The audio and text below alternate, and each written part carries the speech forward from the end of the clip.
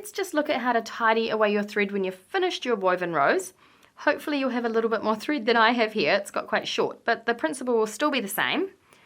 I'm going to make sure the key thing is that my free hand is holding the rows on the top side of the fabric in place while I do this. So I'm just going to bring my needle towards the center of the rows and I'll pull it through just really carefully.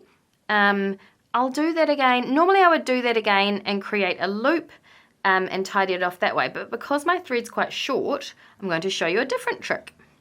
So here we are.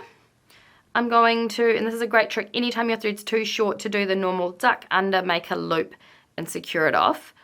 That way, let's do it this way instead. So I'm going to separate my strands in half, and I'm going to do a little overhand knot, just like you're tying your shoelaces, and tighten that up, and then I'll do that again, and that creates a nice knot that's really flush with the underside, and then I can just trim off the tail. And that's how you finish off a woven rose.